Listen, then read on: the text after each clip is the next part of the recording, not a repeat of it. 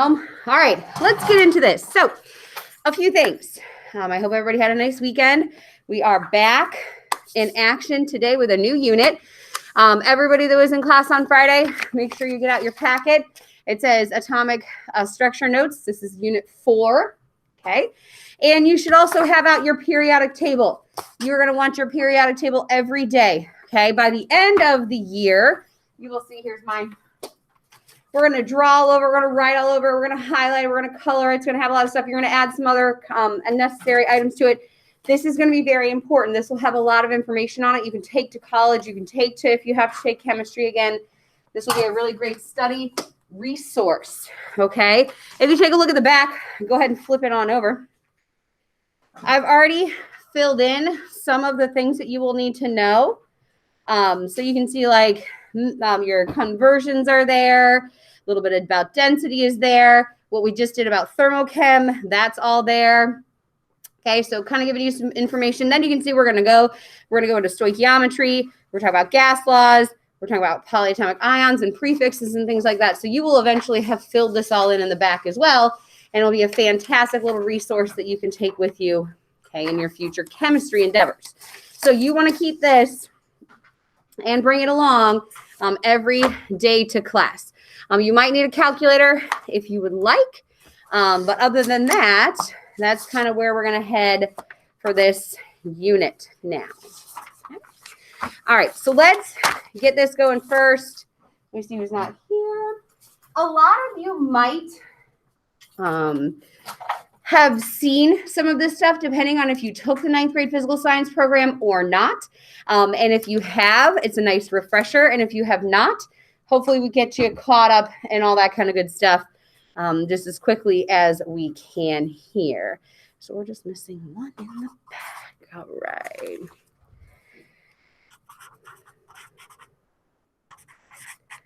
Awesome.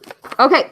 So with that said, I have a little note up to you up here that this is very important because these are the building blocks. This is the information of everything that you'll need to know in order to finish out the entire year. So if you don't start getting this, then you won't know how to do the periodic table. If you can't do the periodic table, you can't write in balanced equations. If you can't write balanced equations, you can't do stoichiometry. So everything from here on out, like thermochem, we put a nice little bow on it.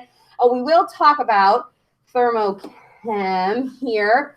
One other thing I want to talk about before we kind of get going too far is pretty much everybody's taking the test. Once I get one more person to take the test, I'll release the answers from the thermochem test. You guys did overall pretty darn good. It was a nice hard test. So this unit is going to take us 4 weeks.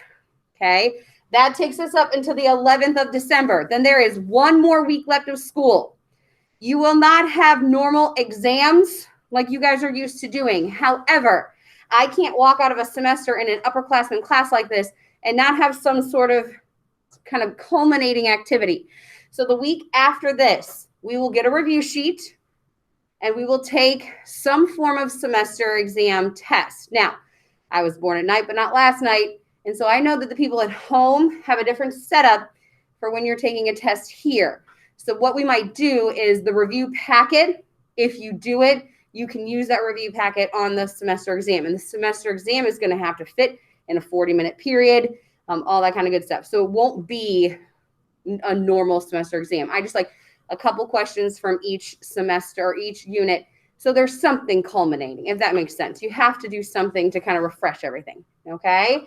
So you can look forward to that after this unit. So I know this packet's nice and thick. That's going to get you pretty much through the end of the year, okay? Then we'll do a little review, take a semester exam, and then we'll have winter break. Who knows what it will look like after that. The last thing I do want to point out is next week, everybody is remote, correct?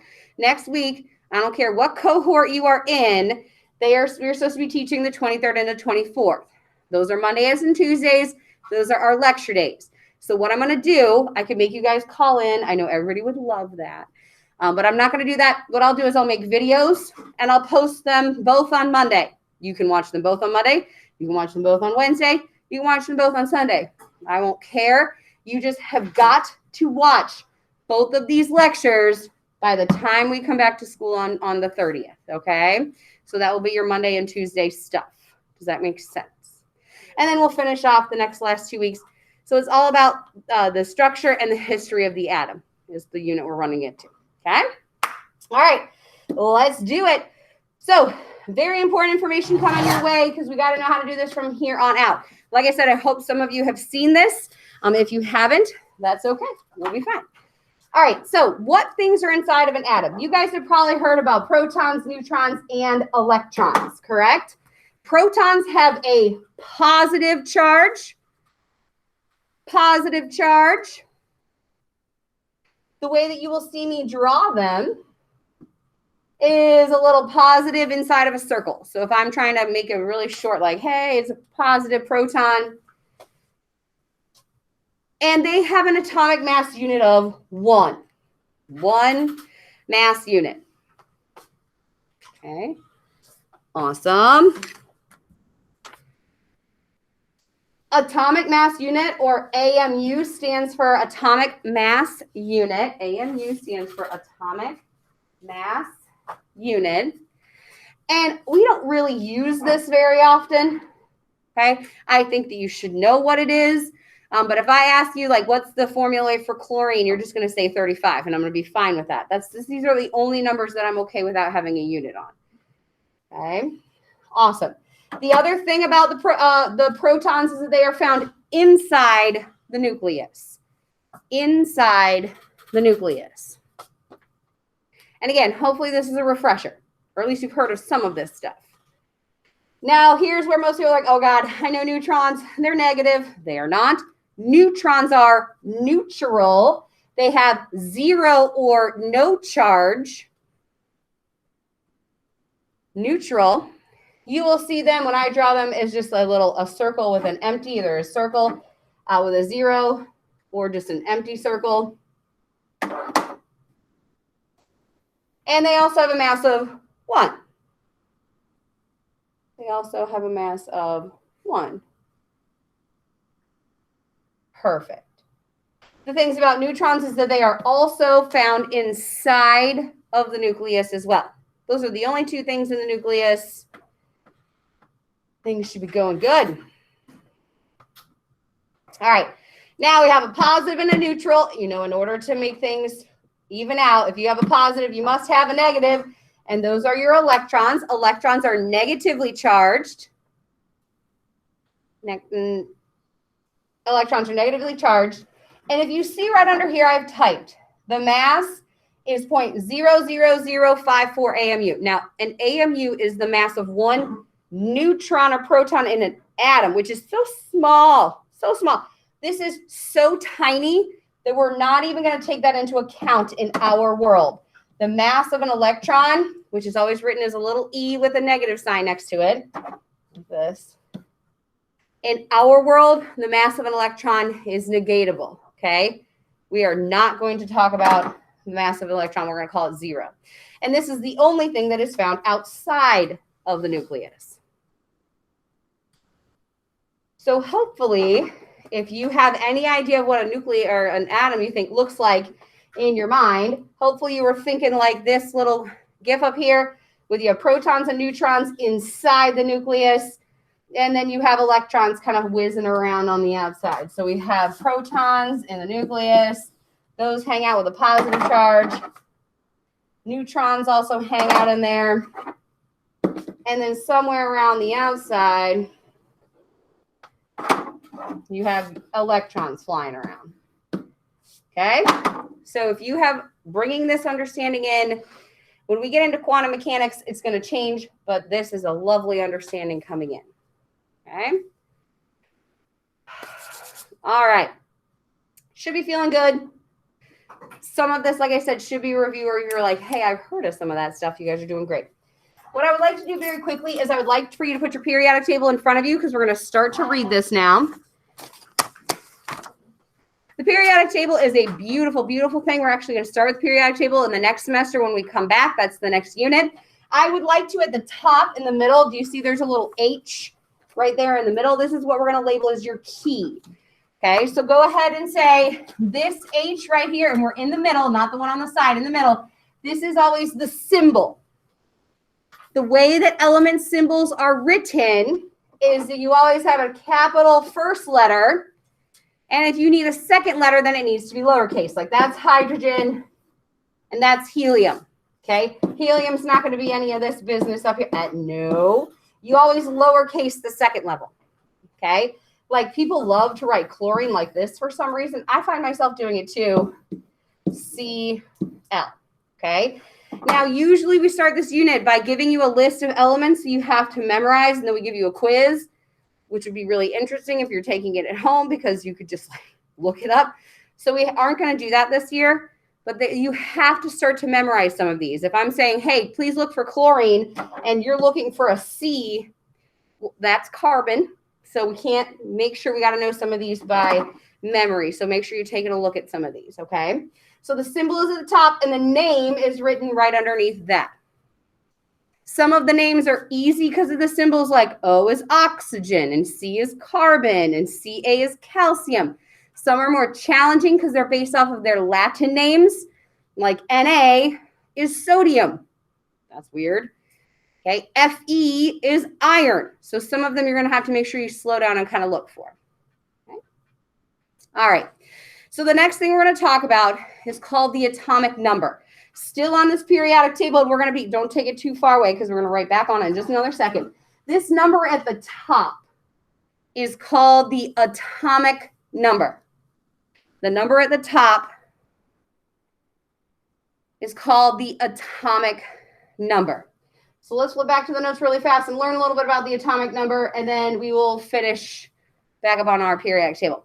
The atomic number, or the number at the top, always tells you the number of protons, the positive subatomic particles in your nucleus, the number of protons. Just a word to the wise. If you take a look at hydrogen, how many protons is hydrogen? 1. Helium has 2. Lithium has 3. Beryllium has 4. Notice how it goes in order. So if you're looking for something that has, say, like 17 protons, don't start at the top over here. Come over to the side, okay? So it is actually arranged by increasing order. Just so you know, little hint there when you're looking at a periodic table. The symbol for atomic number, if you have learned about this, you probably haven't learned this part. This part is strictly in chemistry. The symbol is a Z. Not quite sure why they use that as the international symbol, but that's what they do. So if somebody says, hey, what's the Z for chlorine? They're asking you for the atomic number, okay?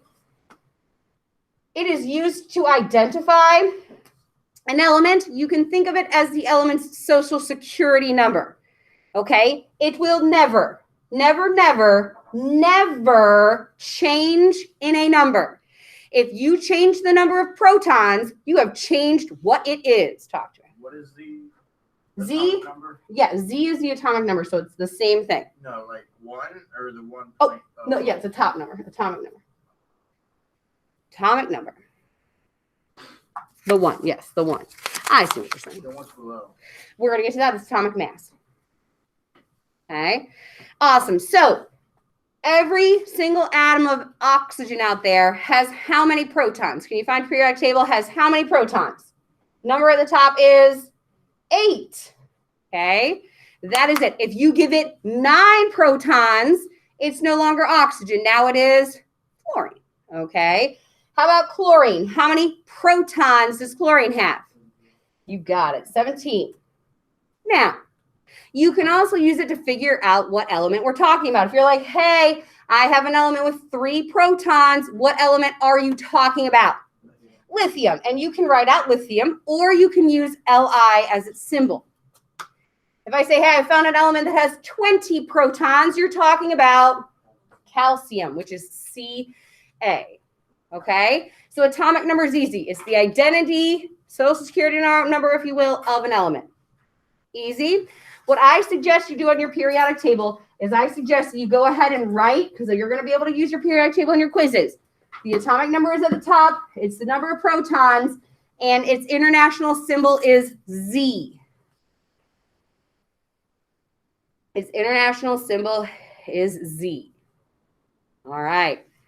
So with that asked, then people say, okay, well, what's this bottom number? The bottom number is the atomic mass. Atomic mass.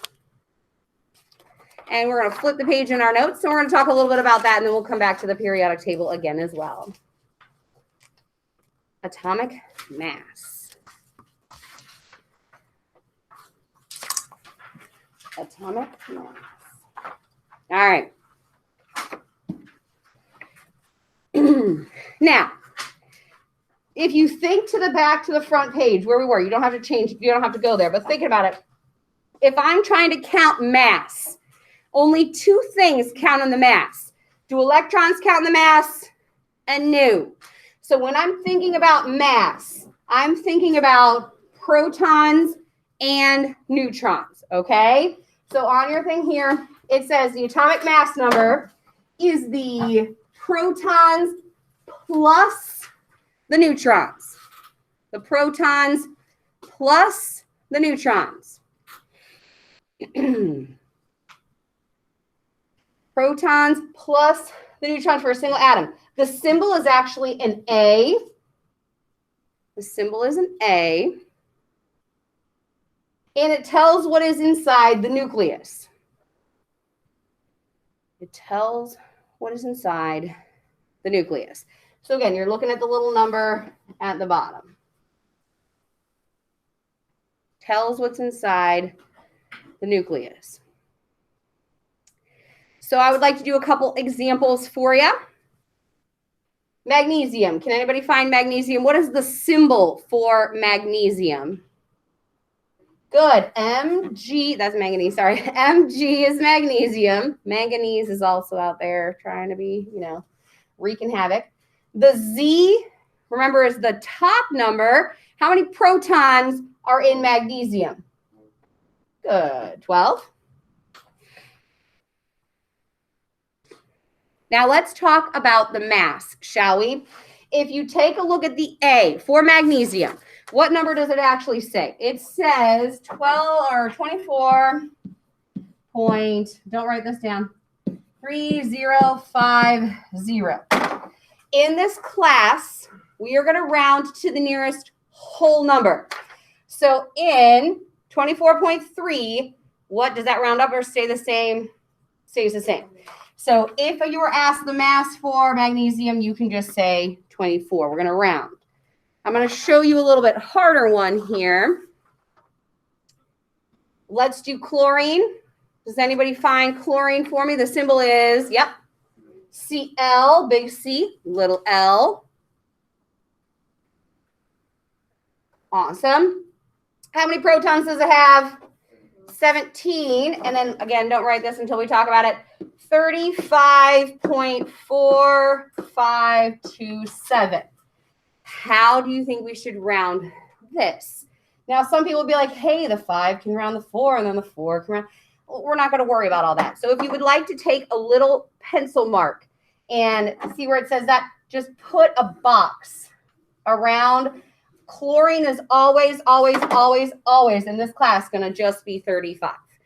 If you want to match my key and get it right on the quizzes that I write, I always use chlorine as 35. So some of these are really obvious. Like oxygen is 15.9999. Like, okay, we're going to call that 16. Okay, so make sure that we round in this class. Okay, so before we go on to how to find neutrons, let's go back to your periodic table. The atomic mass is protons plus neutrons. And your symbol for that internationally is an A. Okay. Awesome. Good stuff. All right. Now, speaking about mass, and we have to start to do a little bit of math, and this is what we're going to practice again today. So I know the number of protons here, and I know the mass.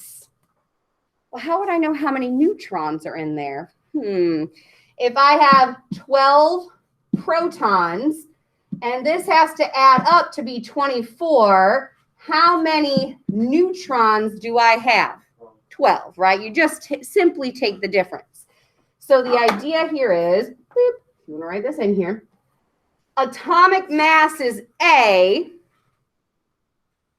the number of protons is Z.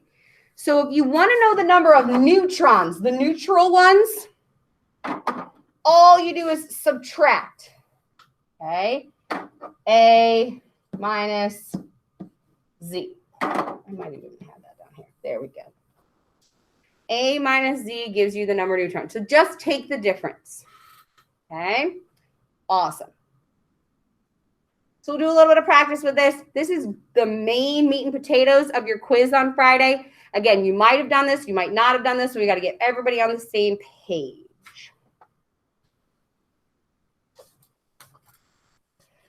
Awesome. Before we get into this little math here, you are always going to use the given information. Only if they have not given you a mass, may you pull it off the periodic table. Okay, if they give you a mass, you have to use it. So let's do this. Periodic table is in front of you. If you want a calculator, you can. Or you can do some mental math. It's always a good time. Let's do it. So let's locate lithium first. It's in the first column, right up near hydrogen here. The Z for lithium. What are you guys finding is the Z for lithium? The top number for lithium is 3. If you would round that mass for me, what mass would we give lithium? Let's give it a 7, shall we? So the number of protons, remember, Z always tells you the number of protons. These numbers are always going to be exactly the same. That's what Z tells you. If I have an atomic mass of 7 and I know 3 of them are protons, how many neutrons do I have? 4. You got it. Okay. Now, let's take a look at boron. So you're going to go across the little ocean here. Beep. Boron is the big capital B. How many protons does he have? 5.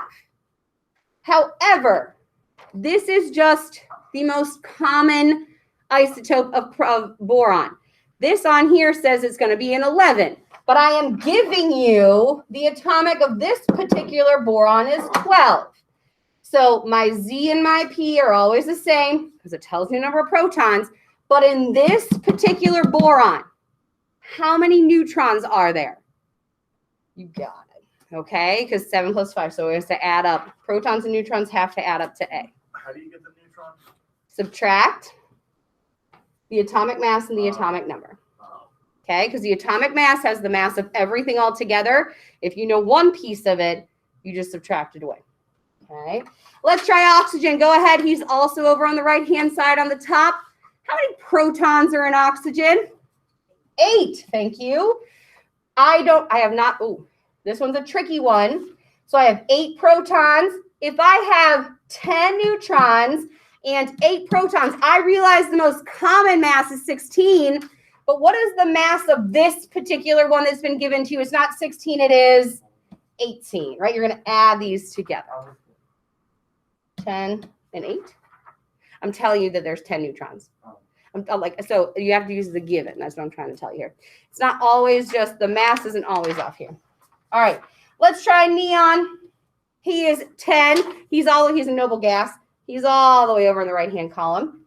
I'm telling you that there's a mass of 20. You always know that Z and P are the same because it tells you the number of protons. How many neutrons are in this neon?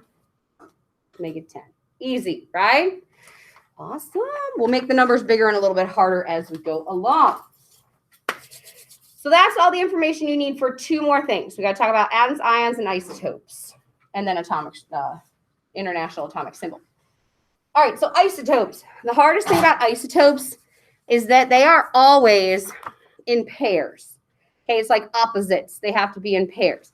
They are 2 or more of the same element that have a different mass. 2 or more of a same element that have a different mass.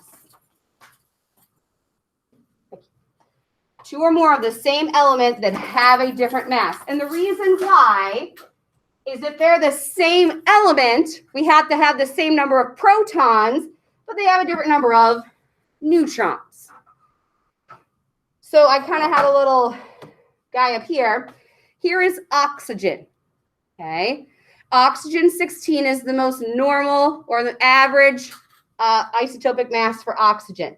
However, oxygen 16 has 8 protons and 8 neutrons. If I add another neutron, still oxygen, because I didn't add a proton, it's just a little bit heavier. I can add another neutron. Still oxygen, just a little bit heavier. Okay, so as long as he still has 8 protons, he is still oxygen. You can just get a little bit heavier because remember, neutrons are neutral. So they're just a little bit heavier. Okay, awesome. So, boop. Every atom is an isotope. There is no correct mass. Like there's no correct weight for humans. There is no correct mass for atoms. It's just this is the most common. The one up here you see is an average, and it's just the most common. You are always going to have a set of 2 because in order to be isotopes, they have to be compared. Awesome. The periodic table is an average, like I was saying. It's an average of the atomic masses. All right, let's do an example of this bad boy. So these 2 lithiums, because they have different masses, are isotopes. One is lithium 7 and one is lithium 6. If they are both lithium, what is their Z? Both of them have to be what for their Z? Top number on a lithium is 3. You got me. And that means they have to have 3 protons. So what is different about these 2 isotopes of each other? This guy has how many neutrons? 4. And this guy has how many neutrons? 3. So those are isotopes of each other. Again, these numbers are going to get bigger and harder. I picked really easy examples to start off with. So they're isotopes of each other. Only reason is because these are different. Okay, feeling good. That's isotopes. Atoms have a very, very specific definition to them. Atoms have to be neutral. Okay, everything on the periodic table is atoms. They are neutral or have a 0 charge. So I say, hey, what's that atom? You have to have it be neutral. So in an atom, your protons have to equal your electrons. Remember, now we're not talking about mass. We're talking about charge. The only thing that have charge are protons and electrons. Okay. Don't forget, protons are your atomic number, so that's never going to change. You're always going to find that. And let's do a little more practice. Hopefully you have your periodic table. I'm just trying to make you look around it today, get used to some stuff. Carbon. Does anybody know the symbol for carbon? C. Perfect. Can everybody locate C? How many protons does carbon have? 6. And so if it is neutral, how many electrons must it also have? 6. Okay. Because if you're plus 6, minus 6, you get to be 0. Let's find argon. Can anybody find argon? Argon, he's a noble gas. All the way on the right, his symbol is going to be what? AR. Very good. How many protons does he have? 18. And if he's neutral, he has to have 18 electrons. All right, looking around. Does anybody know the symbol for copper? Looking around. Copper. Copper. Can you find good old copper? Cu. Very good. Right in the middle here. Top row of the middle. How many protons does he have?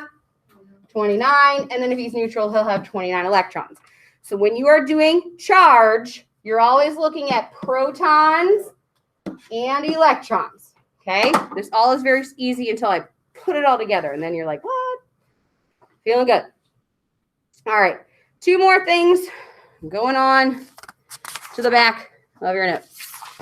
Ions and then atomic symbol. You guys are doing great. I know this one's a long one. Oh, no days. An atom is neutral. An atom is neutral. An ion is a charged particle. An atom is neutral. And an ion is a charged particle. Now, this is, I think, the hardest of all the things that we are going to do today. If you can keep it straight with me, you're great. In order to be charged, you may never add protons. The only thing you can do is you can lose or gain electrons. The only thing that's going to ever change in an atom, besides its neutrons, but we were talking charge, is going to be the number of electrons. So let's talk about it. If you have a negative ion, that means that you have gained extra negative electrons. That means that you have gained extra negative electrons.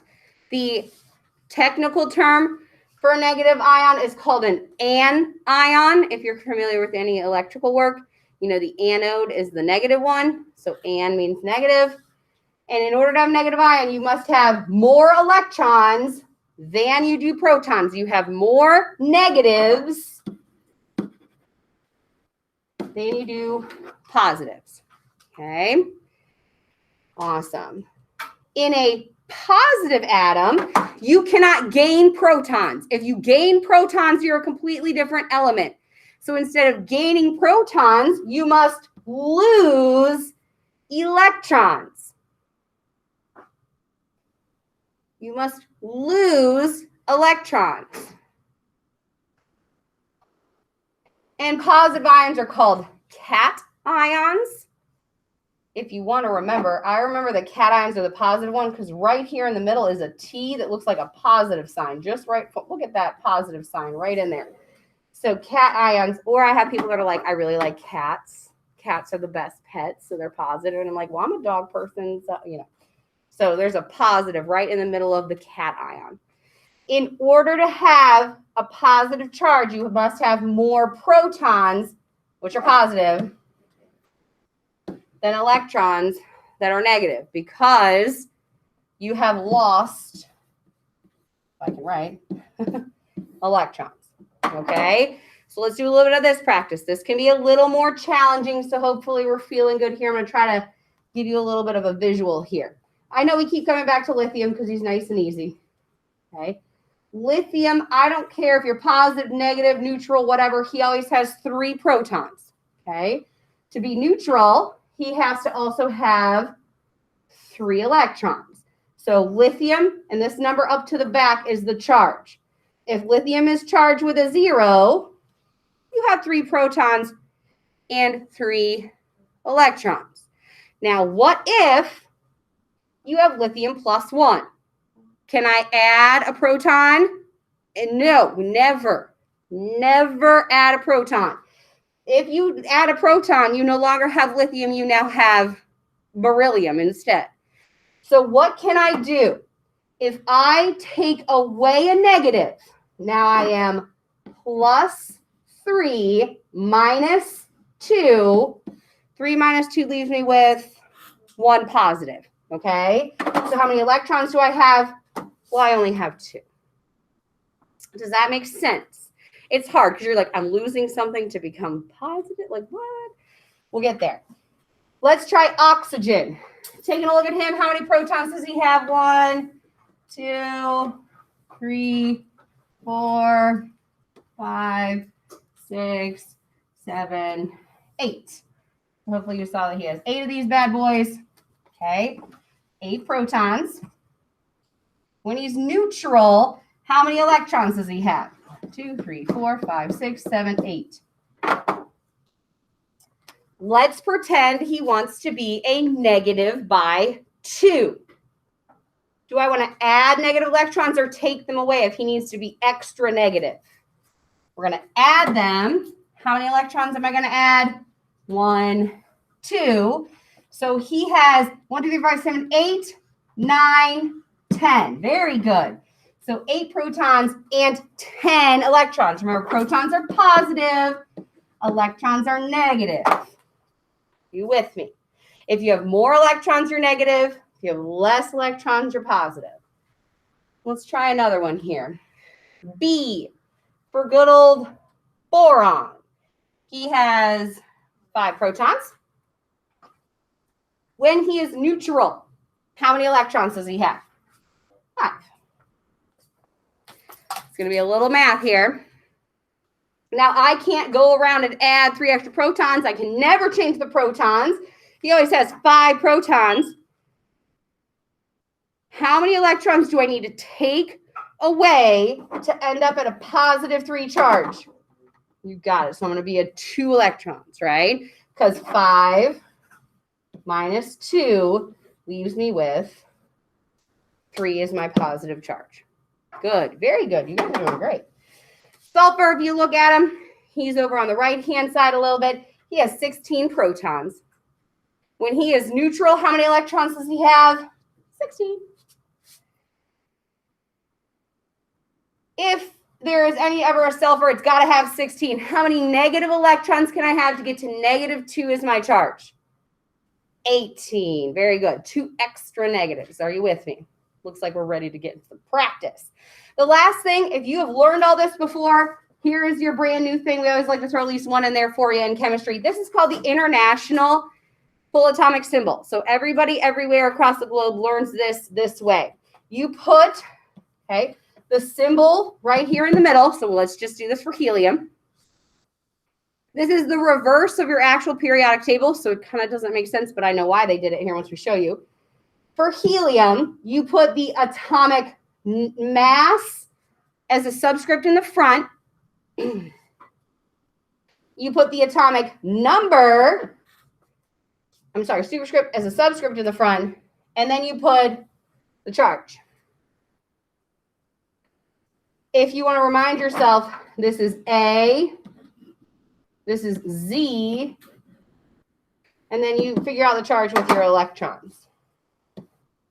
Okay, so if you're looking at helium, the full atomic symbol for helium would be 4 is its mass, 2 is its atomic number, and right now, if you don't have any other information, the charge is neutral. They can pull this out into the 2 last things we'll talk about. If you just want to talk about the charge, you write the symbol. So I'm just writing X for the symbol, charge. For instance, you might see like hydrogen +1, oxygen -2. You were looking at this number. If it's up into the back, that's always the charge. Okay. Awesome. If you're looking for the isotopic symbol, you write the symbol, which I'm just writing X, and the mass goes up to the front. So if you're looking at an isotope, you will see like it written in the front. Mass goes in the front. Carbon 12, sulfur 14, I don't know, chlorine 32, stuff like that. Okay, perfect. So this was a big, long notes day. Let's do a couple practices. On the next page, once you're ready, is your actual practice worksheet. The key is online. Okay, let's see. What time do we get out of here? 51 in 1 minute. So there are a few things. You can start to do this, or maybe we'll start with this tomorrow, or you can also open up your Chromebooks. I would like for you sometime today to get your lecture questions done, okay? So I'll pause. We can pick this up tomorrow here. As we move along, we have an activity that we're going to do starting tomorrow that will take us into Wednesday. So thank you. I know that was a ton, but that's as much lecturing as I am doing all week, actually, this week. I shoved it into one day, and then we should be good. So do make sure you do your lecture questions. Those of you at home. Oh, I guess I didn't take attendance. Don't go away.